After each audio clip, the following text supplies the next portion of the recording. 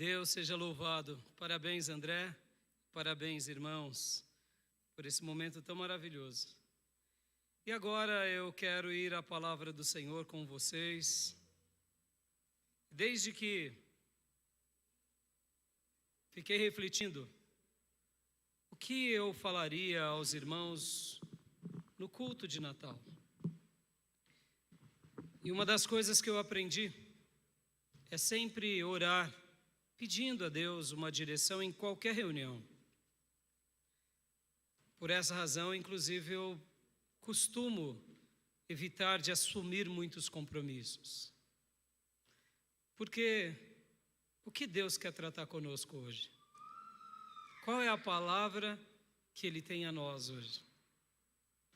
E há mais de um mês, Deus vem colocando algo no meu coração, e isso tem crescido dia a dia, e eu tenho me alegrado todas as vezes que eu penso no nosso culto, porque esse momento aqui, irmãos, é um grande momento de celebrarmos ao Rei dos Reis,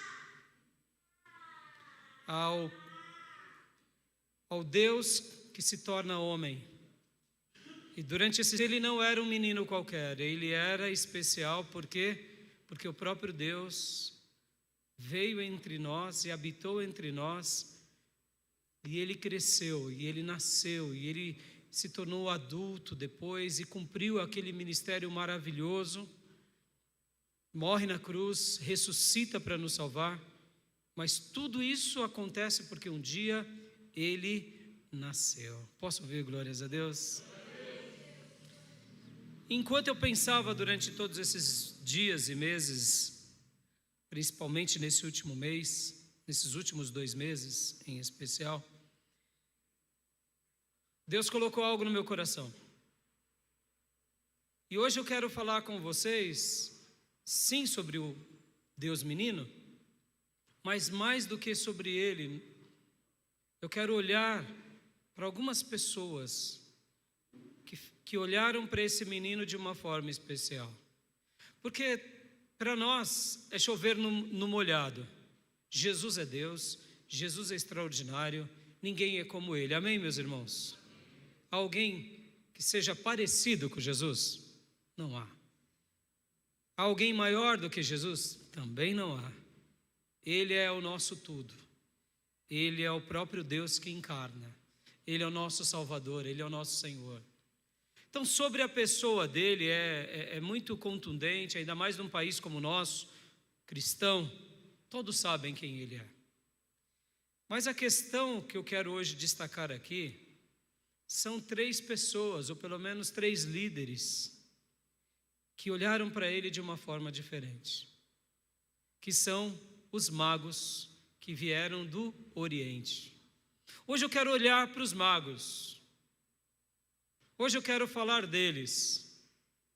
E eu não tenho dúvida que Deus vai falar ao nosso coração, amém? Então vamos fazer uma oração para que Deus fale ao nosso coração agora? Pai, muito obrigado por esse momento. Fala ao nosso coração por meio da Tua palavra e transmita a Tua mensagem a todos nós. É assim, Pai, que eu falo agora ao Senhor e me expresso a Ti, pedindo: fala com todos nós e transmita a Tua palavra ao mais profundo do nosso coração, em nome de Jesus. Amém. Deus vai falar com você, meu irmão. Deus tem uma mensagem a você sobre esses magos. Quem eles eram? Quem eles eram? Muitos vão chamá-los de 3 reis magos. Porque vão até atribuir a eles o título de reis. É curioso que até mesmo na teologia pouco se sabe sobre eles. Mas o livro de Mateus faz questão de destacar eles e faz questão de destacar alguns assuntos para nos ensinar que esses homens fizeram proezas incríveis para se encontrar com o menino rei. Quem eles eram? Quais eram os nomes deles? Como eles se chamavam? Nós não temos esses dados. Depois de alguns séculos, alguns historiadores e teólogos deram alguns nomes a eles. Mas assim, de uma forma, a Bíblia não relata sobre eles. Só falam que eram magos que vieram do Oriente e deram 3 presentes. Por essa razão, se subentende que eram 3. Mas quando nós vamos estudar, não eram apenas 3. Até porque se eles saíram do Oriente, da Mesopotâmia, ou de uma outra região da Arábia, ou mais longe ainda, perto ali do rio Tigre, rio Eufrates, da Suméria, eles saíram numa comitiva. Então, possivelmente eram dezenas de pessoas, ou quem sabe centenas, era uma comitiva. Só para vocês terem uma ideia, quando eles chegam em Jerusalém, o rei Herodes, que era o grande Herodes, conhecido na história mundial como um dos grandes empreendedores de Israel, abalou a cidade. Aquela vinda daqueles homens do Oriente fizeram com que a cidade fosse abalada. E por que deduzem ser 3? Por causa dos 3 presentes. E por que muitos vão falar que eles eram reis? Porque eles dão tesouros. E só pode fazer isso quem é nobre. Então, se eles eram reis ou não, se eles eram mensageiros de algum reino, uma coisa é fato, eles eram pessoas muito importantes. E nós sabemos que não é mago como hoje em dia pensamos, eles eram astrólogos, cientistas dos astros. Sabe a astronomia? Na antiguidade, havia essa faculdade, existiam esses que estudavam as estrelas. Não pensem vocês que isso é algo novo. Os marinheiros eram conduzidos pelas estrelas, os viajantes, os peregrinos, por causa das ciências de quem? Dos astrólogos. E eles eram astrólogos. Logo, eles eram também cientistas. Olha que interessante. Eram pessoas sábias, inteligentes, possivelmente daquela região da Babilônia. Lá predominava muitos astrólogos. E quando a Bíblia fala magos, é porque eles eram de fato reis, ou eles eram de fato autoridades, como foi Daniel. Lembra que Daniel, ele era um intérprete na corte dos sonhos, das visões? Então, eles, se não fossem de fato reis, eles eram da alta corte. Mas hoje, pela didática, eu quero chamá-los de 3 reis magos, tá bom? Tudo bem? Pela didática. Então eles eram importantes. E eu quero aqui refletir com vocês num primeiro momento. Esqueçam tudo que vocês aprenderam até agora. Vamos tentar esquecer tudo. Vamos imaginar naqueles dias em que Herodes, o Grande, estava na Judéia, em que havia entre muitos judeus um desejo de que o novo rei dos judeus nascesse, porque os judeus estudiosos sabiam que as 70 semanas de Daniel estava se cumprindo. Então era esperado entre a teologia rabínica que em algum momento apareceria o Messias prometido. Então Jerusalém estava nesse momento, tanto é que Herodes, inclusive, ele faz uma reconstrução do templo. Ele repagina o segundo templo, por isso que é chamado o Templo de Herodes ou o terceiro templo. Olha que interessante, era um momento de muita ebulição, de muita expectativa. Mas esqueça que você sabe da história que Jesus nasce, da manjedoura, esqueça agora da história dos magos. Agora imagine você como habitante de Jerusalém. E de repente chega uma comitiva enorme, e se apresentam ao rei Herodes. E eles chegam com a seguinte mensagem: nós estamos aqui porque uma estrela nos guiou. Uma estrela nos guiou. Saímos do Oriente. E possivelmente essa peregrinação durou 2 anos. Por isso que era uma comitiva grande. Porque nenhum peregrino que saía com muitas riquezas saía sozinho ou em 2 ou 3. Por que 2 anos? Porque quando Herodes vê que eles vão embora, mandam matar as crianças de até 2 anos. Porque era o tempo que eles estavam seguindo a estrela. Olha que interessante. Então imagine eles entrando em Jerusalém e falando para Herodes: nós estamos aqui porque viemos celebrar e conhecer e homenagear e adorar o rei dos judeus. Você não conhece a história de Maria, você não conhece a história de José, você não sabe que eles foram para a manjedoura no alistamento, vocês não sabem nada disso, nem eu. Imagine essa cena. Imagine Herodes sendo interrogado por uma informação como essa. Então Herodes, como ele era um rei por parte do Império Romano, ele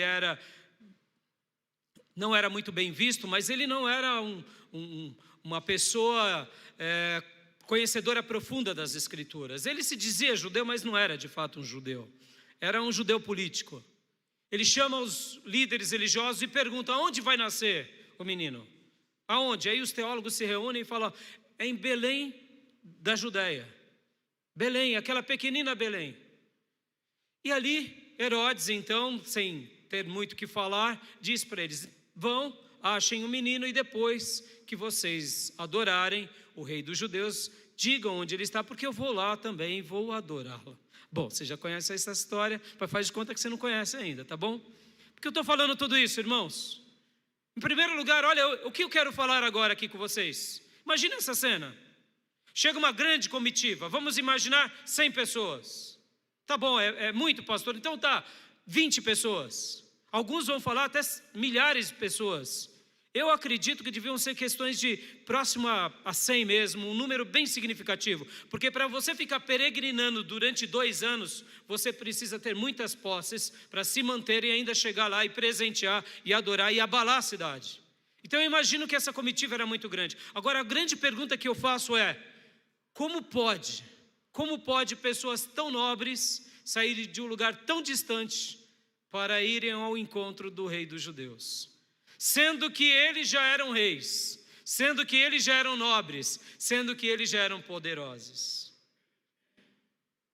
E de repente eles seguem a estrela, e a Bíblia vai mencionar que quando eles se encontram com Jesus, Jesus já não está mais na manjedoura, mas Jesus já está numa casa, porque dá a ideia que depois do nascimento, ali na manjedoura, José e Maria foram para uma casa, porque ela ainda estava naqueles dias que as mulheres ficam de quarentena.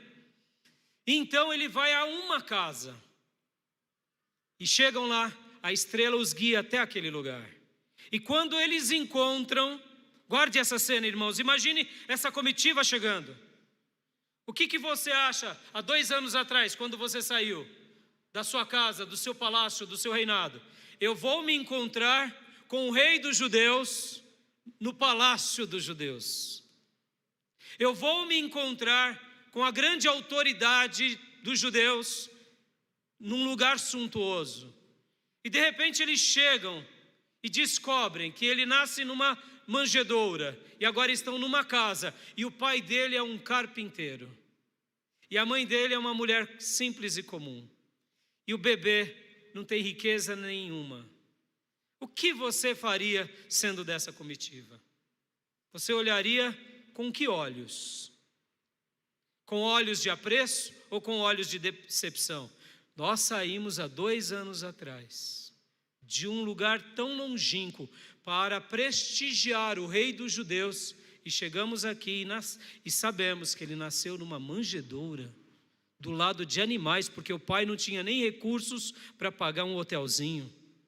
E agora eles estão nesse casebre, nesse lugar, e o pai ainda é um carpinteiro.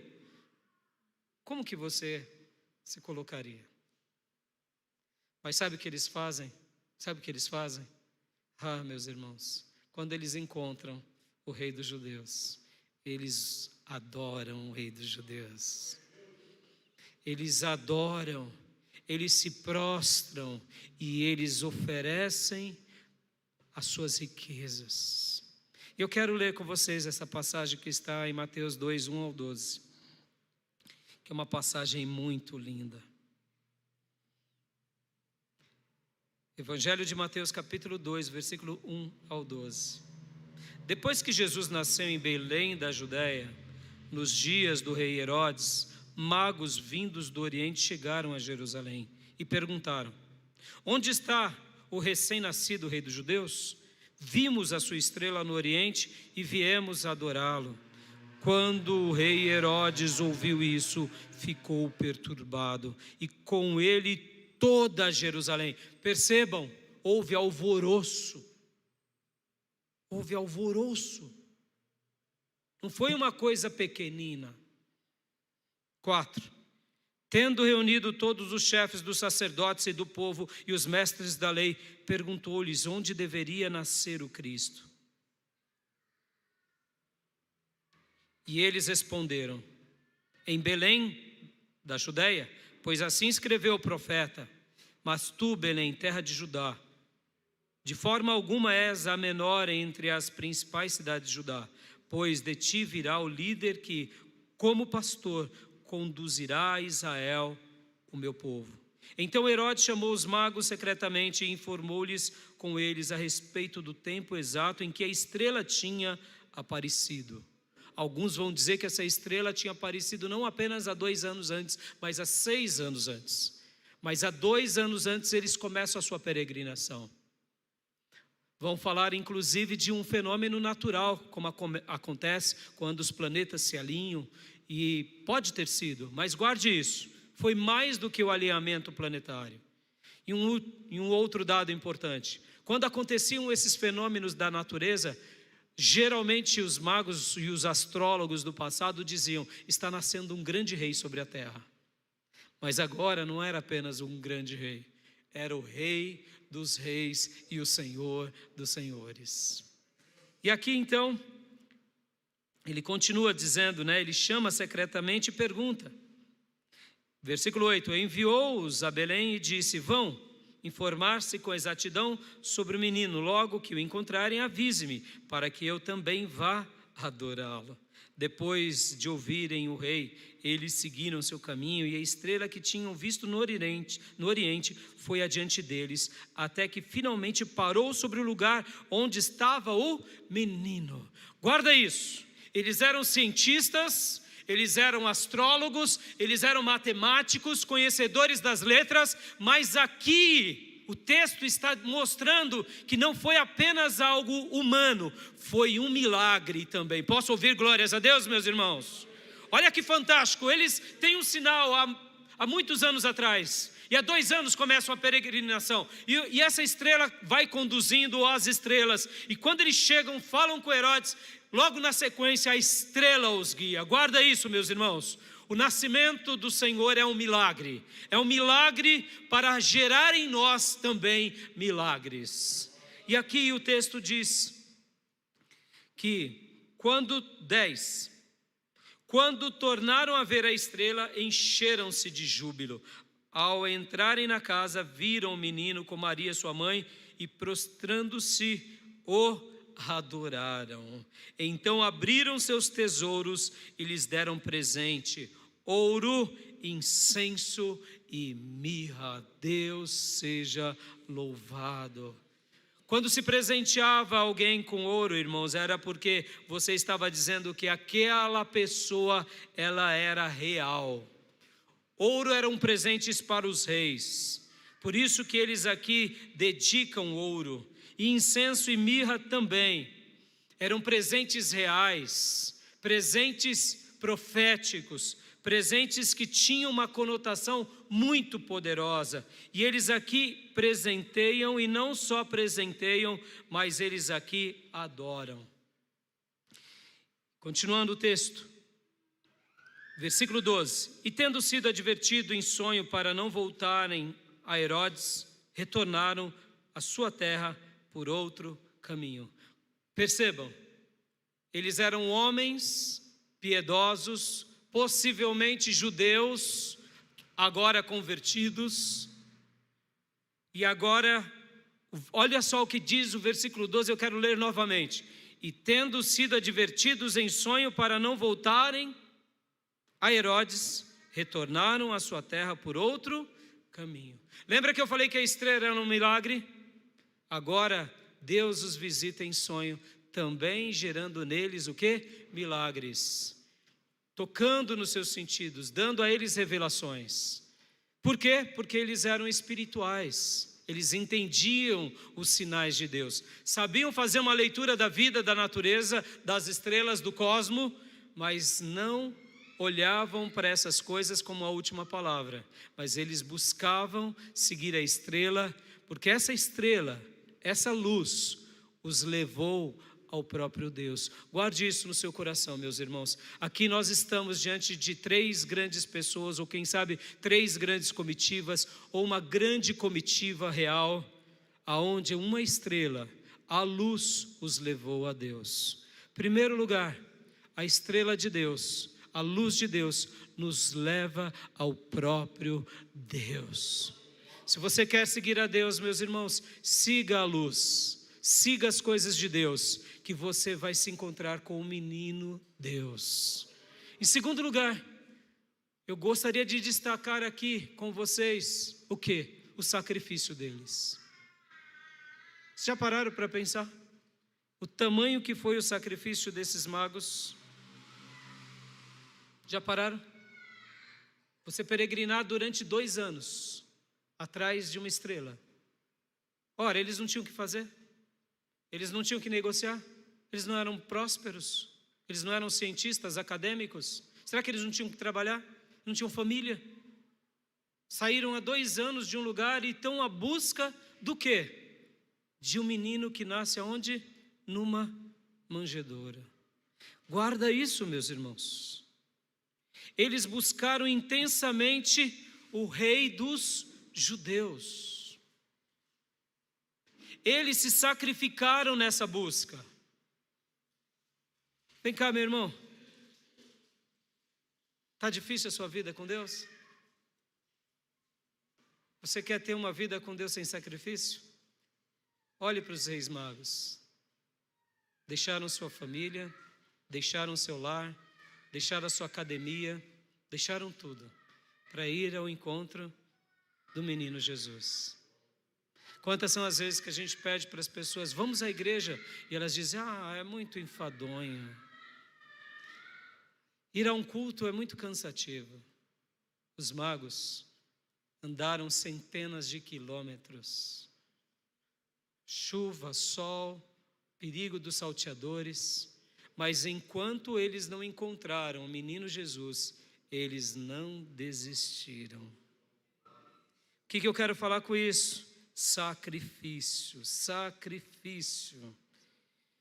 E depois, pastor, terceiro lugar, adoração. Adoração. Lembra que eu falei, desconstrua tudo que você sabe. Desconstrua a ideia de que, porque para nós hoje a gente já sabe, estamos aqui 2000 anos depois, ele nasceu, ele venceu o diabo, ele venceu a carne, ele venceu o maligno, ele venceu a nossa vida, ele venceu o mundo, ele venceu tudo na cruz por nós, amém, meus irmãos? A gente conhece a história, ele curou cegos, surdos, mudos, paralíticos, expulsou demônios, ele foi até o inferno, saqueou as chaves do inferno e da morte, ele venceu todas as coisas, e ele está à destra do Pai, a gente sabe de tudo isso, mas aqueles magos não sabiam de nada disso. Eles eram ricos, intelectuais, eles eram grandes, eles eram fortes, eles eram nobres. Eles se sacrificam e como se não bastasse, agora quando eles veem um bebê pobre, um bebê que o pai é carpinteiro e a mãe é uma mãe simples, eles se prostram e adoram a esse Deus menino. Aleluia! É extraordinário, é extraordinário. Ao fazer a minha lição de casa aqui para pregar para vocês, é consenso entre os teólogos quando eles mencionam o seguinte, olha, eles vão até Jerusalém, Herodes fica abalado, há um rebuliço na cidade, mas ninguém da cidade acompanha eles. Só eles que vão ao encontro do menino. Por quê?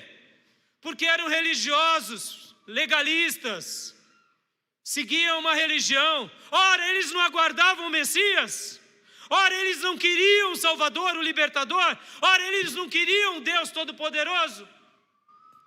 Sim, mas não, porque se eles realmente quisessem, começando por Herodes, todos eles iam virar Jerusalém e em especial Belém de ponta cabeça até chegar e encontrar-se com o menino.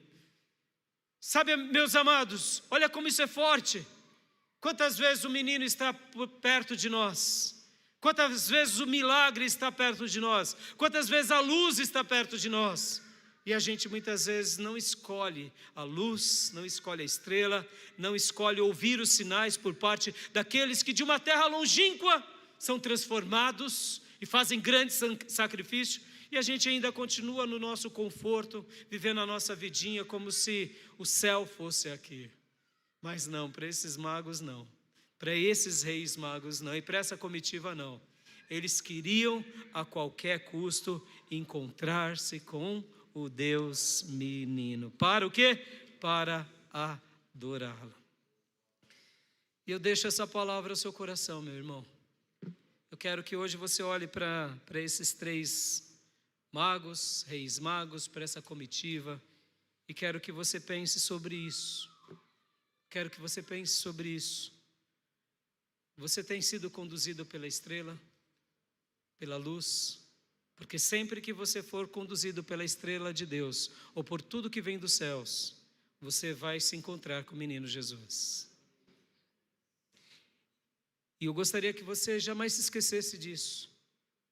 Esses 3 reis magos com essa grande comitiva, eles não pararam e não sossegaram até encontrar o rei dos judeus. Ó, meu amado irmão, vir à igreja é muito bom, ser chamado de cristão é muito bom, ter uma história religiosa é muito boa, mas o que vale para nós é nos encontrarmos com o rei dos judeus, é nos encontrarmos com ele, é o adorarmos, e é seguirmos o toque e a voz do Deus Todo-Poderoso. Por quê? Porque além de tudo, irmãos, eles não sabiam que o presente que eles estavam dando, que foi ouro, incenso e mirra, poucos dias depois, esses recursos seriam um milagre que salvaria a vida do menino e que salvaria a vida dos pais, porque Herodes, ao descobrir que os magos foram embora por outro caminho, o que ele faz? Herodes manda matar as crianças até 2 anos para baixo. Herodes é um tipo faraó do Novo Testamento. Assim como o faraó tentou destruir o Salvador dos judeus, Herodes tentou destruir o rei dos judeus e o rei de todos nós. Mas ele conseguiu? Não. Por quê? Porque ele não estava no mesmo propósito. O propósito dele era outro, não era adorar.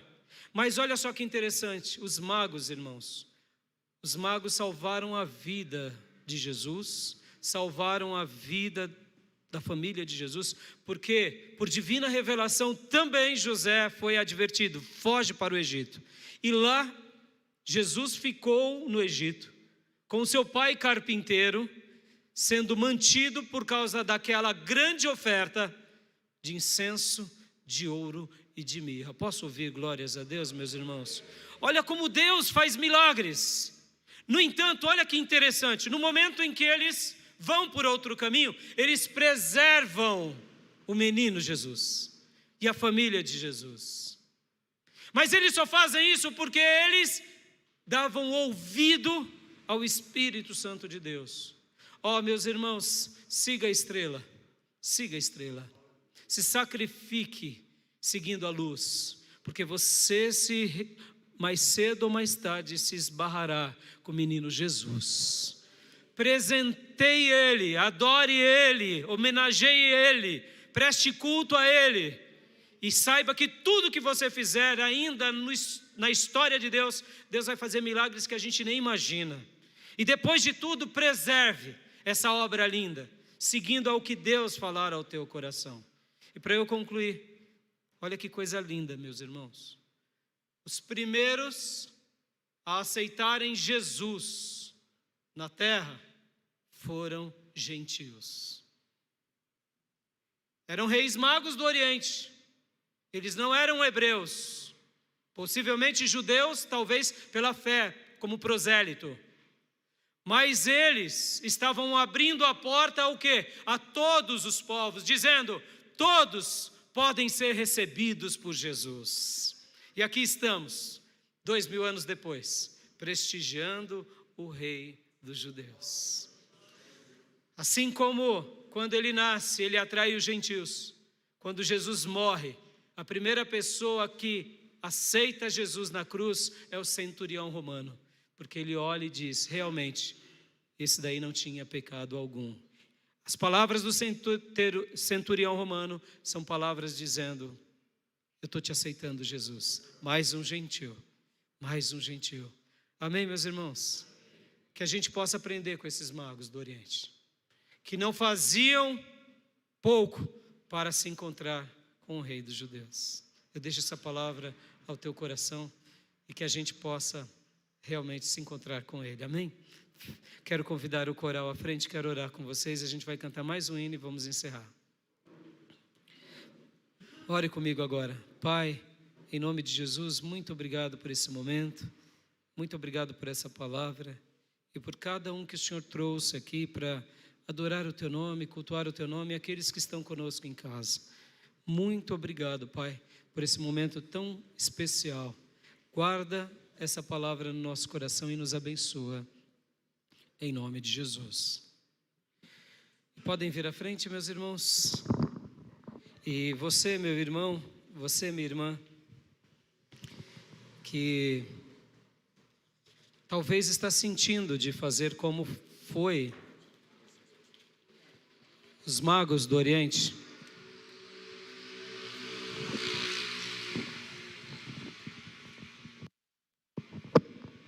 Se você é alguém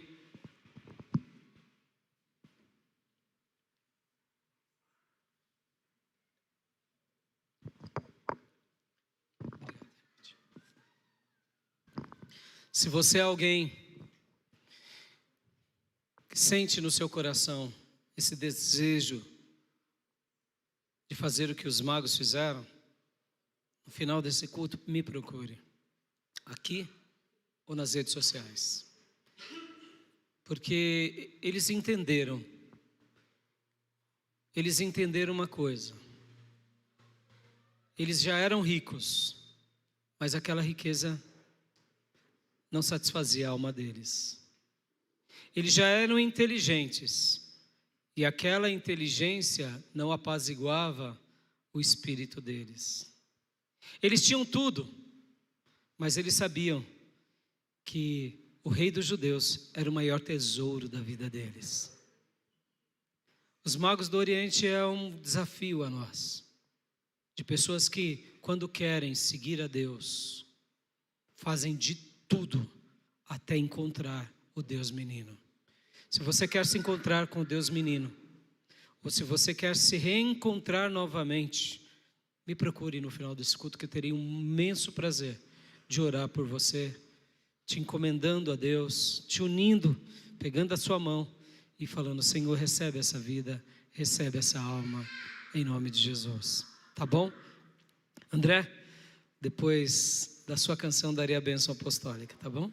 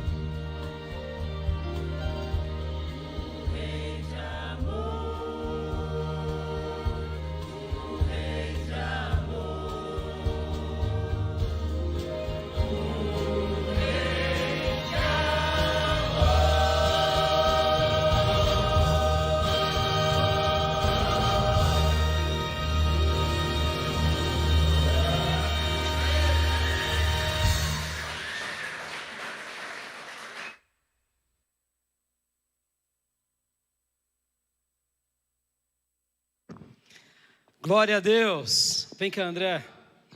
Vamos ficar de pé, amados.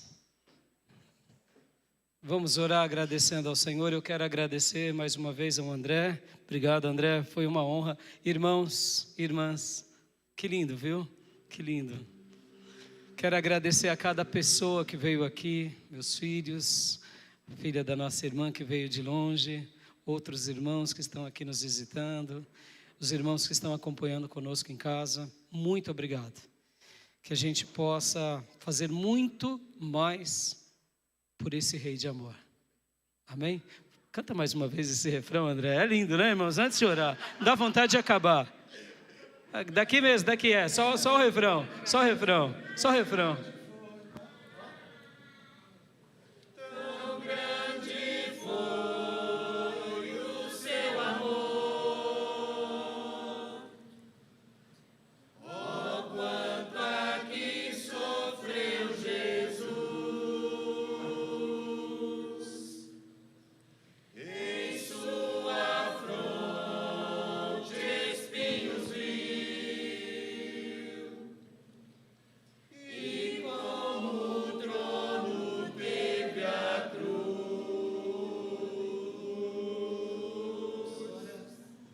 Agora bem baixinho para eu orar.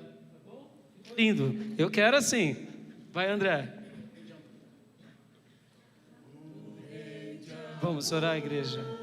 Pai, muito obrigado por esse culto de Natal. Obrigado pelos nossos irmãos que vieram aqui te prestigiar. Porque hoje é o teu dia, Senhor. É o teu dia. E nós estamos fazendo essa festa para o Senhor. Obrigado pelo André, pelos irmãos e irmãs do coral, pelo nosso ministério de louvor, cada obreiro envolvido nesse trabalho.